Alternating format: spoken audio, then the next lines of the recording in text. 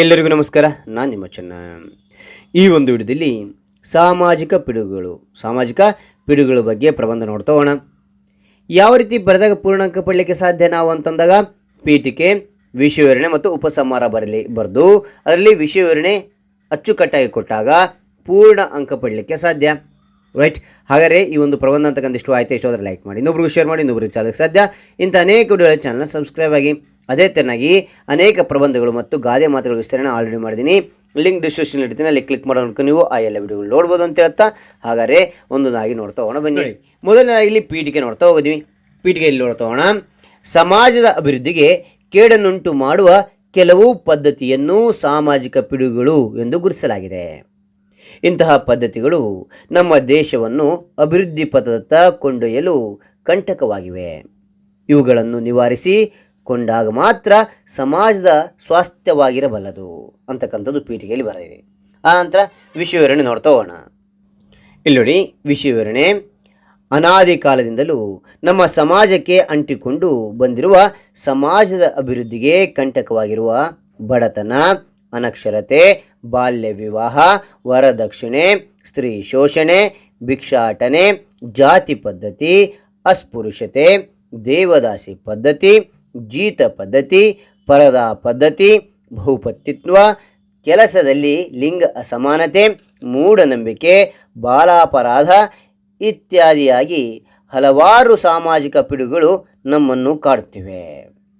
ಇಂತಹ ಅನಿಷ್ಟಗಳನ್ನು ಹೋಗಲಾಡಿಸಿದಾಗ ಮಾತ್ರ ನಮ್ಮ ಸಮಾಜವು ಅಭಿವೃದ್ಧಿ ಹೊಂದಲು ಸಾಧ್ಯವಿದೆ.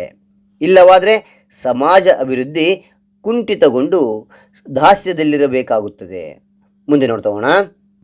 ಸಮಾಜದ ಪಿಡುಗುಗಳನ್ನು ಹೋಗಲಾಡಿಸಲು ಸಾಕಷ್ಟು ಕಾನೂನುಗಳನ್ನು ಜಾರಿಗೆ ತಂದರೂ ಪ್ರಯೋಜನವಾಗುತ್ತಿಲ್ಲ.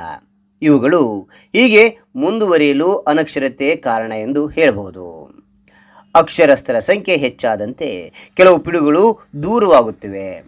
ಅನಕ್ಷರತೆ ಎಲ್ಲಿ ಹೆಚ್ಚಾಗುತ್ತದೆಯೋ ಅಲ್ಲಿ ಸಾಮಾಜಿಕ ಪಿಡುಗುಗಳು ಸಮಾಜಕ್ಕೆ ಹಿಡಿದ ಗೆದ್ದಲಿನಂತೆ.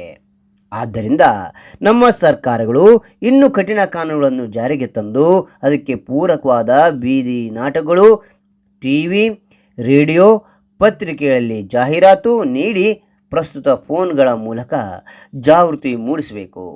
ಪ್ರತಿಯೊಬ್ಬರಲ್ಲಿ ವೈಜ್ಞಾನಿಕ ಮನೋಭಾವವನ್ನು ಮೂಡಿಸುವ ಕಾರ್ಯಕ್ರಮಗಳನ್ನು ಏರ್ಪಡಿಸಬೇಕು. ಸಾಮಾಜಿಕ ಪಿಡುಗುಗಳಿಂದ ಆಗುವ ಅನಾಹುತಗಳನ್ನು ತಿಳಿಯಬೇಕು. ಅಂದಾಗ ಮಾತ್ರ ನಿವಾರಣೆಯಾಗಬಲ್ಲದು ಅಂತಕ್ಕಂಥದ್ದು ಈ ರೀತಿಯಾಗಿ ವಿಷಯ ವಿವರಣೆ ಬರಿತಾ ಹೋಗಿ. ಮುಂದೇನೇನು ನೋಡ್ತಾ ಹೋಗೋಣ. ಇಲ್ಲಿ ಕೊನೆಗೆ ನೋಡಿ, ಉಪಸಂಹಾರ ಅಂತಕ್ಕಂಥ ನೋಡಿದರೆ, ಉತ್ತಮ ಸಮಾಜ ನಿರ್ಮಾಣ ವಿದ್ಯಾವಂತರಿಂದ ಸಾಧ್ಯ.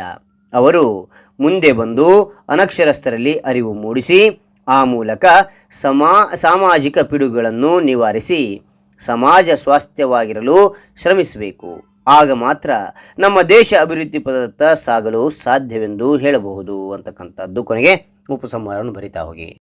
ಹಾಗೆ ಒಂದು ಮಾಹಿತಿ ಅಂತ ಇಷ್ಟ ಆದರೆ ಲೈಕ್ ಮಾಡಿ, ಇನ್ನೊಬ್ರು ಶೇರ್ ಮಾಡಿ, ಇನ್ನೊಬ್ರು ಚಾನಲ್ ಸದ್ಯ ಅಂತ ಅನೇಕ ವಿಡಿಯೋ ಚಾನಲ್ ಸಬ್ಸ್ಕ್ರೈಬ್ ಆಗಿ. ಅದೇ ತೆರನಾಗಿ ಎಂಥ ಒಂದು ಗಾದೆ ಮಾತು, ಯಾವ ಒಂದು ರೀತಿಯ ಪ್ರಬಂಧ ಬೇಕಂತ ಕೌನ್ಸಿಲ್ ಕೌಂಟ್ ಮಾಡಿ ಆ ಒಂದು ಪ್ರಬಂಧ ಮತ್ತು ಗಾದೆ ಮಾತು ವಿಷಯ ಮಾಡಲಿಕ್ಕೆ ನಾನು ಪ್ರಯತ್ನ ಪಡ್ತೇನೆ. Thank you for watching. Bye.